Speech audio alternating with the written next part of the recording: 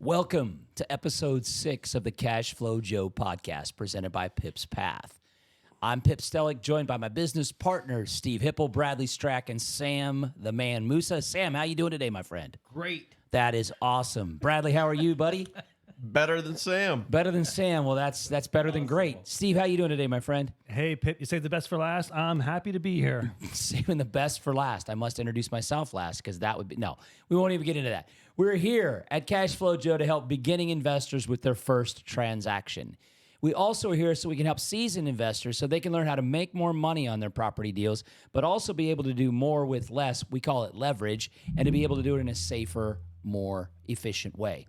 Our company trains and mentors thousands of students all across the world to become successful real estate investors. So for more information, visit our website, pipspath.com, where we have tons of resources available, and you can do your cash. Well, I think you can call it, what do you call it? Keeping score? I call it keeping score. Your personal scorecard. I can't remember personal scorecard. We call it the personal scorecard. I call it keeping score. I've been doing things a certain way, and it's hard for an old dog to learn new tricks. There's no doubt about that.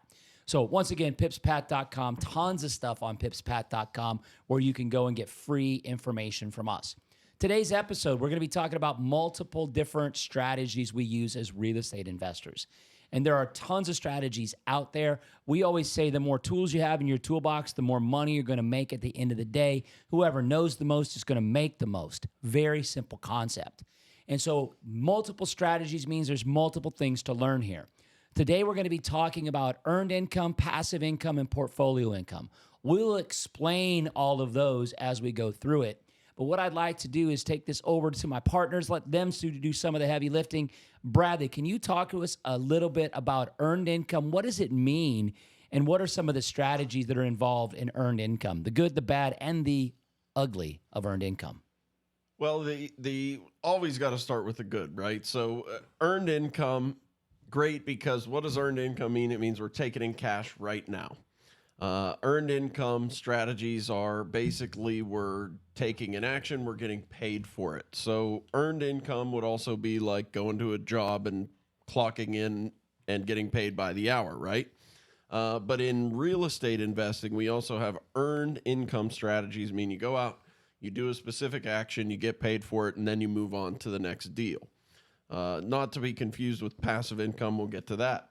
But with earned income, the great thing is it's the fastest way to cash in this business. So even if you've got none of your own money or none of your own credit, some of these earned income strategies are great for the beginner investor to start to build up some money. If they want a down payment on a property they want to buy and hold long-term as a more passive investment. So some of those earned income strategies are things like probably most commonly seen would be rehabbing or renovating properties. You know, that we see that all over TV now.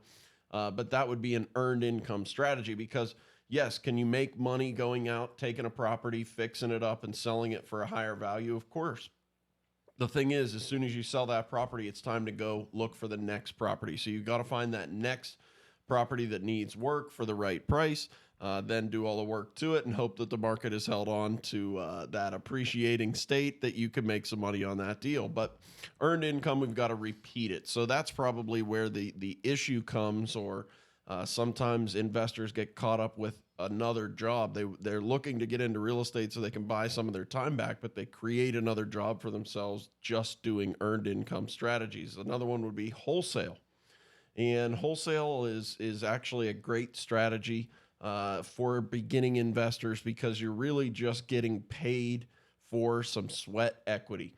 The concept of wholesale is I want to get a property under contract at a discount so that I can sell that contract to another investor and they are still getting a discount on that property, but I'm going to be able to make a fee in between. So if Steve is a guy who likes to renovate properties, and I have a deal that I know he can make $50,000 on. He's got to come up with $100,000 now, but he can make $50,000 on it.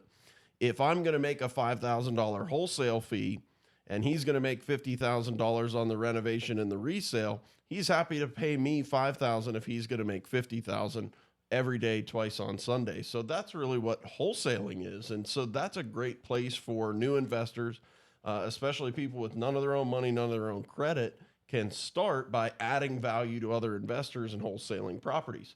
It's a great earned income strategy as well. The problem being there again, as soon as you get paid for doing a deal, you got to go find that next one.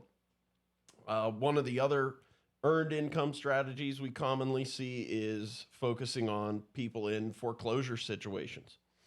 So we can go help somebody out of a foreclosure situation and make a quick dollar off that deal. We can sell that deal to another investor. We could do it as a lease option. We have many, many things we can use a foreclosure situation for, but as soon as we do that one deal, we turn over that income. Now we've got to go do the next one. So another earned income strategy there.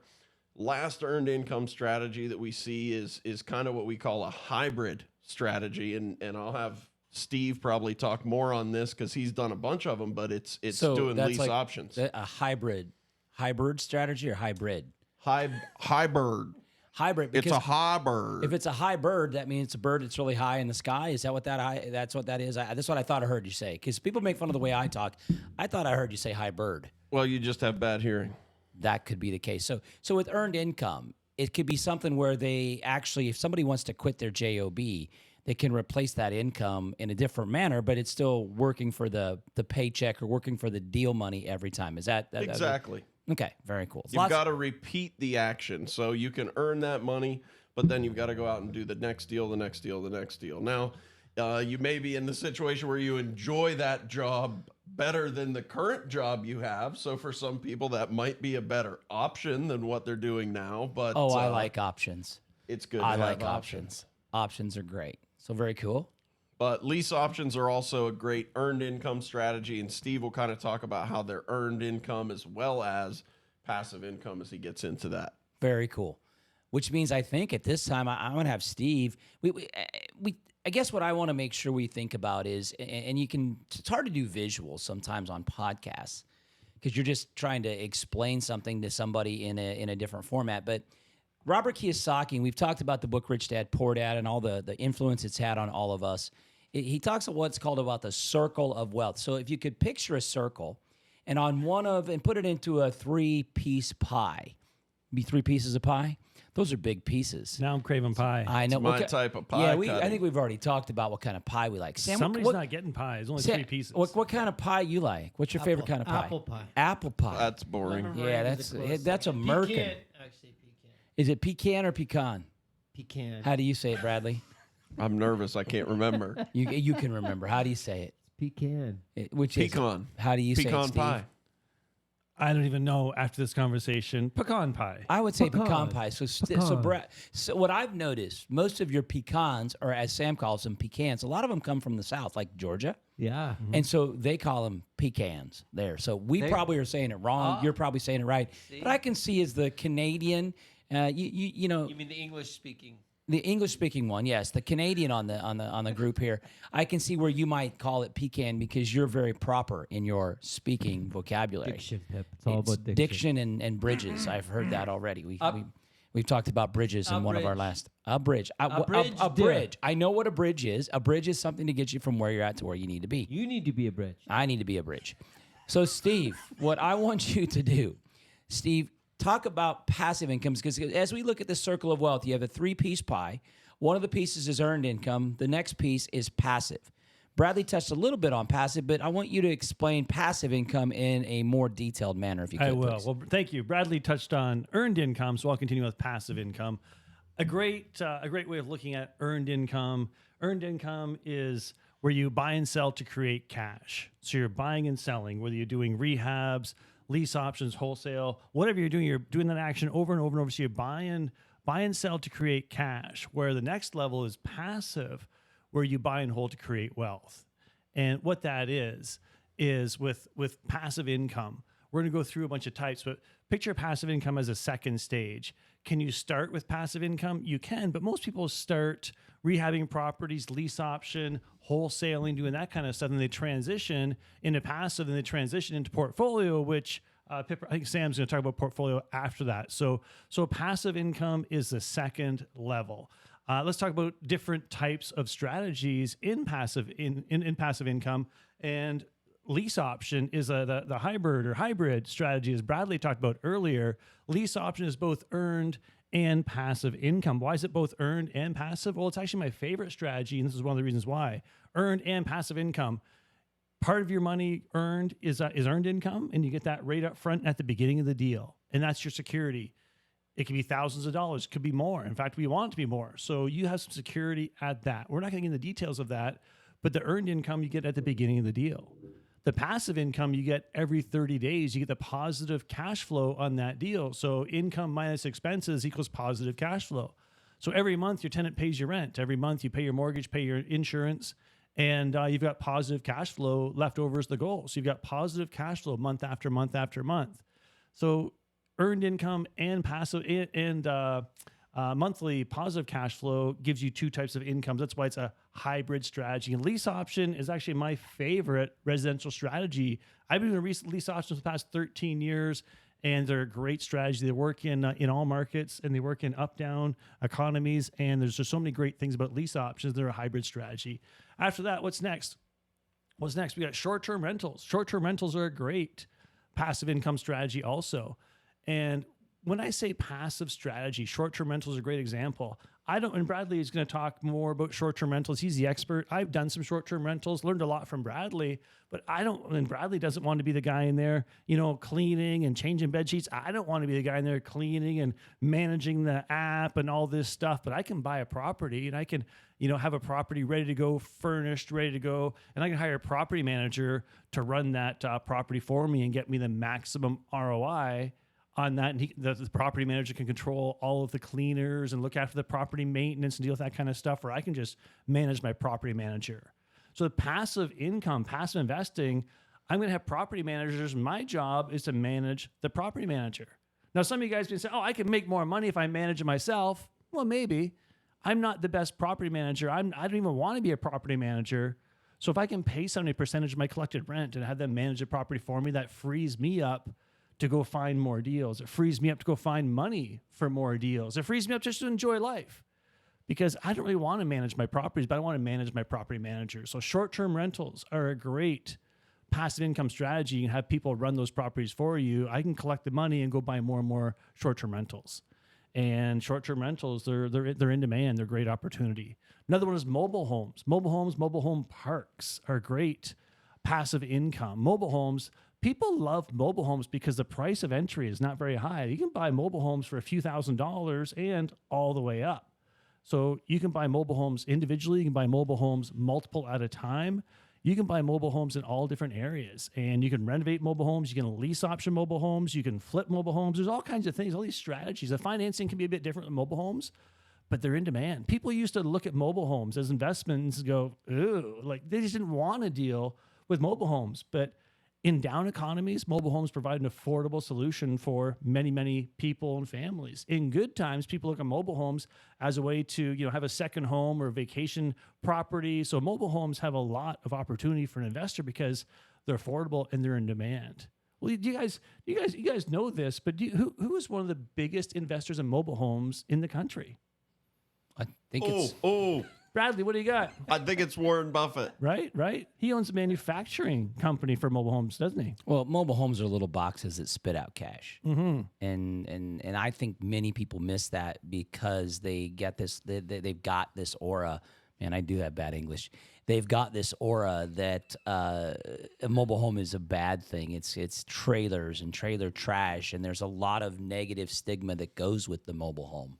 So I think that's something that you have to overcome. But if you do overcome that, they can make a boatload of money. They can be little ATMs that pay you every month. Mm-hmm. And in my experience, they have the highest ROI in any strategy that I've come across. Not the highest cash flow, not the highest profit, but the highest ROI. And you've got a high ROI, you're off to a good start. And as Pip was saying, some people think of these mobile homes as not very nice, kind of but I've seen some real nice mobile home parks. You get those toy haulers, the motorbikes in the back. Like this, these are some pretty nice areas. So it can be whatever you want it to be. It just depends on your budget and how you want to invest. I mean, I've seen some crazy mobile homes. I've seen mobile homes that have granite countertops in them. That seems a little odd. I don't think it's any different than houses, right? I mean, there's good houses and bad houses. Yeah, you just wouldn't think a mobile home would have grand. I saw a Sure. mobile home with a fireplace in it. I mean, that's almost like putting the kindling wood right around the fire. I don't know that. I mean, I've seen multiple different things. Lots of insurance on that. one. You would definitely have to have some, definitely. Yeah, but that's it's the key. Well, just because you got money doesn't mean you're smart. Let's put a fireplace. I shouldn't say I had that. nothing. You can have a fireplace in there. What are you talking about? Make it Well, sound I like just- it's a fire hazard. Well, it could be. I'm just saying. I mean, because I think a mobile home, I think a totally different type of house. But yeah, what do I know? I'm not the brightest guy on the So family. he hopped and he popped. Is the three little pigs we're talking about? Yeah, well, it's made of straw. I think is what it's made of. That's what it should be. Yeah.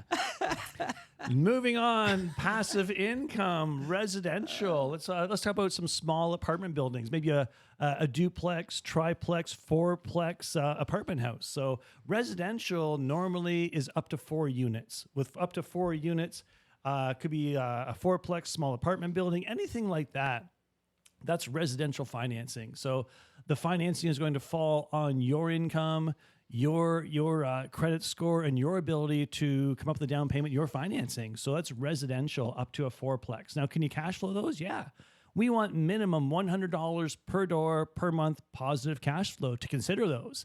And you're not going to find that in Delray Beach, Bradley. You're not going to get $100 positive cash flow in a fourplex. You're probably going to get 50. It could be negative cash flow, is my guess, in South Florida. But there's lots of areas, lots of cities you can actually get multifamily properties and get that positive cash flow of $100 or more. We want more, obviously, but $100 is kind of our minimum criteria. And we have lots of students send us spreadsheets daily and say, hey, look at this spreadsheet. How's the cash flow? And if it's above $100 per door and it meets our criteria, we're going to send them an offer to try and purchase that fourplex or triplex or duplex, whatever it is. I like bigger. I like more units. So we started talking about commercial investments on the passive side. You start talking more units. Let's talk anything 5 units and more. That's a commercial property. You need commercial financing to get into that deal. Why do I like bigger, 5 units and more? Well, anything more, you have more vacancy, you have more income. It reduces your risk. It reduces your risk to your debt burden. If you've got a 10-unit building, you have 1 vacancy, you're 10% vacant. That means you get 9 other tenants paying your mortgage, paying your insurance, paying your overhead. So if you've got a 10-unit and 1 vacancy, you're going to be okay. You'll be cash flow positive. Let's say you get a triplex. You got 3 units and you've got 1 vacancy. Now you're 1/3 empty. You got 2 people paying. You got 1/3 empty. So you're probably not going to be cash flow positive. You may have to actually subsidize that on a monthly basis because your income is reduced. So more units is better because it just minimizes your risk exposure and you're more likely to be cash flow positive month after month after month because you got more revenue coming in. So I'm a big fan of commercial properties over residential, but most people start in residential. Start in residential, get 2 or 3 residential properties, go up to commercial when you're ready. Could be 2 or 3 properties, could be 10 properties, but commercial is always the goal. We like commercial. The financing is actually easier to get the financing because with commercial financing, the lender looks at the property. The lender looks at what's the income of the property, what's the expenses on the property. The lender is going to put the income and expenses in the spreadsheet, and they're either going to approve you or deny you. Because with commercial property, they don't look at, if Pip wants to buy a commercial property, they're not going to look at his income. If Bradley wants to buy a commercial property, they're not going to look at his credit score. Right? And if Sam wants to buy a commercial property, they're going to look at the performance of the building and base the loan on that. So with commercial lending, a lot of our students, they say, oh, I'm leaving my day job. How am I going to get a mortgage? Look at commercial. People say, well, I don't have good credit. I don't have a strong income. How do I get a mortgage? Well, let's look at commercial or joint venture partnerships or other creative financing ways, because as life changes, whether you leave a job, retire, whatever, bad credit score, there's always ways to finance deals. We always say you need money to buy property, but it doesn't have to be your money. It could be a joint ventures partner's money, could be the seller's money, could be all kinds of sources. And we talk about that in every podcast. We talk about using someone else's money for the real estate deal. So with passive income, there's lots of ways. So I just kind of talk quickly about lease option. I'll just review them here. Lease option. We got buy and hold properties, whether residential or commercial properties, short-term rentals, and mobile homes. Lots of different ways to make money passively. And so, Sam, there's 3 different types of income that we want to be addressing. We got Earned income, Bradley's talked about. Passive income, Steve's talked about. Portfolio income. Explain what that is and how that works for an investor. Yeah, so portfolio income is, in my view, the most interesting part of the circle of wealth that you mentioned earlier from Robert. It's the ability to take money and make more money from that money, really driven by your ability to structure creative finance and put deals together. So examples of using creative financing to acquire a property is very much like a bank works. We take money from a different source, another source. This is the most exciting part of doing creative financing. So take the money from somewhere else, so other people's money. OPM is other people's money. Use that to finance a real estate deal, an investment opportunity, which in my view, I've never seen an asset class where you can get easier and lower cost money than real estate, and use it to finance the deal to produce more money. And right now, just so you know what's going on, today is August 15th, 2023. And the reason I bring that up is if you listen to this later, to know that the interest rates are so high right now. I'm bringing this up so you understand. The interest rates are so high. See, these youngs, you know what? Just give me the facts, Joe. Do you know Dragnet? Do you remember Dragnet? Here's Of course trivia. I remember Dragnet. Okay, you remember Dragnet. Okay, Friday. Tell me, Friday, what's up? What's his first name? Friday's first name? It's Thursday Friday. It Joe was- Friday? No, It was, you got it. It's a Joe It was Friday. Joe, just give me the facts. Yeah. Right, so I'm just Joe giving you Friday. the facts. If you can't keep up, I can write it down for you. But anyways, the reason the date's important, these young men, they need to be educated. The reason that it's so important is because the interest rates are so high right here, right now, that what you can do is you can borrow money from your credit card. There you go. That sounds wonderful. At 0%. 0%. So I just got an offer, and I'm sure this happens to you often. I got an offer, 2 offers from 2 different credit cards offering me 0% with a balance transfer of say 2%. And I want to remind everybody, we're not giving investment advice here. I'm not telling anybody to do this. I'm telling you what's possible when you understand creative finance and when you understand portfolio income. You can take that money, you can borrow money at 0, pay the 2%, put it in a Roth IRA, which allows you to keep the proceeds untaxed in your Roth IRA. Okay, so you can take this money from somewhere else, put it in there, and you can net a 3% return on your money. And this is exactly what banks do. You've borrowed money and you've invested it and produced a higher yield than the cost of money and produced money. And this is what banks do. They buy and sell debt. This stuff gets me so excited. So a little bit more trivia. Where the name Roth IRA came from? Why is it called a Roth? Joe Roth? It was William. Oh, his William brother. Roth from His- Delaware. his He was brother. a senator from Delaware Oh, in Joe was his I believe it was brother. 1998 where they created the Roth IRA. and I believe it a was lot of people- 1997, but you can look it up. It was June of 1996. They're making stuff up now. Anyways, We're making Guys, stuff we'll up. live you're in making stuff up. Anyways, it was the ability to take money, put it into an account for retirement, and not pay the taxes on the proceeds. So going back, and the reason I brought up the date once again is because when the money supply, and this is what's interesting, when we hear people saying that if they only had money, they could do real estate. It's really not about money. It's understanding money. If you understand money and you can create structures with money that produce more money, you'll never have a problem finding money, right? Good money always finds good money. So having the ability to use creative financing, which is predominantly portfolio income, using money to make more money, that's really where real estate gets exciting. Not the physical property, but the ability to put money through that physical property to produce more money. This is, to me, the most exciting part of not only real estate investing, but all investing, is understanding the money. Well, and that's obviously what portfolio money or portfolio income is money making money. That's right. It's exactly what it comes down to. That's awesome. So those are the 3 main ways that you're going to make money in property: is earn, passive, and portfolio. And we can talk about actually saving money with tax and asset protection. We're not going to talk about it on this podcast, but we'll definitely talk about it on future podcasts. What I want to do before we get out of here, and I'm going to have you guys keep this kind of short and to the point, we'll obviously be able to expand on this. But Bradley, do me a favor. Tell me about your first real estate deal. What was your first real estate deal? So my first deal was a buy and hold property. My wife and I love to travel, and this was back in 2017. You heard Steve just talking about those passive income strategies. That's what we were looking for. We wanted passive income. We were both doing pretty good at our jobs, but we wanted passive income. And as you also heard Steve say about short-term rentals, they have really high cash flow. So for my wife and I, it was, hey, if we're going to do real estate, let's have property that is going to be passive. The most money we can make off of a passive investment we thought was a short-term rental, so that's what we started to do. So it was really buy and hold short-term rentals that we did for our first many deals. Very cool. Sam, first real estate property. Sure. Exciting. You helped me out with that. You were my first, and I'm sorry, not only mentor, but first. No. I thought he was going to say I was his first of something else. I wasn't sure where he was going. That's He the most stopped. He listening goes, I've done all There day. He There goes, is you were no my other. first, and he stopped. I'm a little scared. So I'll say it. Pip's changed more lives.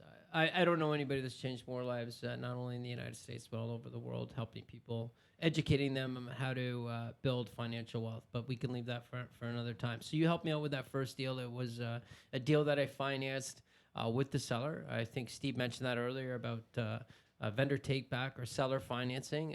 The seller you told me to do this, to get the seller to give me the down payment to purchase the property, which I did reluctantly because I didn't know what I was doing. Of course, you were holding my hand. That's what made it possible. The seller agreed to help me finance the property I was purchasing from them. You told me to get some private money or hard money, creative financing. I did. I went to a mortgage broker, got some creative financing, put all the deal together, had zero money in the deal, and actually received a little bit of money when I closed on the deal. So to me, it was a brand new world. It was exciting, but what I realized is you didn't need money to do real estate. And if you don't need money to do real estate, what's stopping you? How many units was that? Was that a single family? It was 6 units. Six. I didn't Yeah. think it was single family. I thought it was a multi-unit. Yeah, Very yeah. cool. Awesome stuff. Now, Steve, I think you might have mentioned a little bit about it. Just short to the point, because we can expand on all these things on later podcasts. What was what was your first deal that you did? First deal, well, Sam, kind of, set the tone there that, none of his own money, creatively financed and cash back at closing. So, good for him. I always thought Bradley might have been the smartest guy in this group. And Sam, you just kind of blazed the trail. So, well done. You get the prize for that one there, too. So, and Pip, I'm not sure. You and I are kind of a race for third right now. Yeah. The smartest. I didn't know what I was doing. Yeah, I really didn't. well, first deal here, too. I'd taken a bunch of classes and had a lot of formal education on how to buy property and how to get financing and how to do renovations and all this stuff. And this is my first time actually applying it. So I was working with a realtor, making offers on properties, ended up buying a property in my own hometown and bought a rental property, I guess, from the bank. It was been foreclosed on previously, so I bought it from the bank and used my own money. I just got money from my own home equity line of credit. So I freed up some capital from my home because I had some equity in my house and used that for the 20% down payment, bought it, got a mortgage myself, and hired a contractor, did some flooring, did some paint. We brought the value of the property up, did some forced appreciation. We talked about that in podcasts 1 or 2. It was, we talked about some forced appreciation. So on this property, I did it. Did a rehab, didn't spend a lot of money on it, did a very conservative rehab, but I did a rehab consistent with the neighborhood this property was in. So did some forced appreciation. And at that, I went back to the bank, refinanced the property, and was able to get a little bit of money out of the property after I refinanced it, and started advertising, put the property for sale or for rent to own. And with that, I found a nice family, and they became rent-to-own tenants in that property. They couldn't get a traditional bank loan. I don't remember the reason why now. This is 12, 13 years ago, but they couldn't get a traditional loan for whatever reasons, either down payment or credit or maybe both. And so I put them in there, helped them with credit repair, and that deal was cash flow positive, $400 a month. That's awesome. I mean, and we all have different stories. Mine was a duplex in Omaha, Nebraska, and nothing exciting, very inexpensive property. But what I did is I literally analyzed tons of properties, dozens of properties. I probably shouldn't even tell you how many I analyzed, but I followed some very basic rules. So at the Path, we have rules on how we invest. You heard Steve say we want at least $100 a month positive cash flow per unit per month. I knew there were some very basic rules. And unfortunately, what do? We get excited, we get impatient, but the rules are there to protect us from who, Sam? From ourselves. From ourselves. Yeah, absolutely. Definitely. Because I knew that there were lots of properties I could have bought. I had the financing through a joint venture partner who was ready to do that, but the numbers didn't follow the rules. When I found that property that followed the rules and I made that $100 a month positive cash flow based on the offer price that we were at, that's how I bought the first property. If I hadn't had those rules, if I hadn't had somebody saying, don't do this, don't do this, don't do that one, don't do that one, don't do that one, oh, this one you do, I would have never gotten a property that cash flowed properly.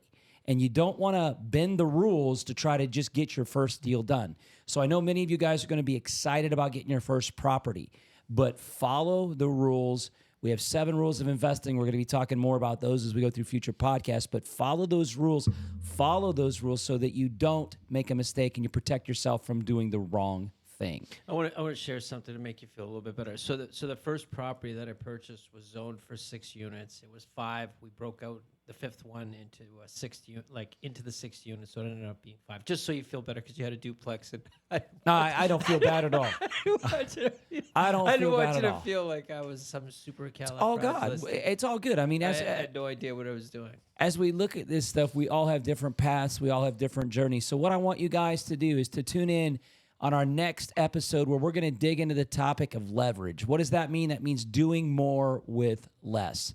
One of the greatest things in real estate is being able to control properties with little or no money down. And we're going to show you that process on our next episode.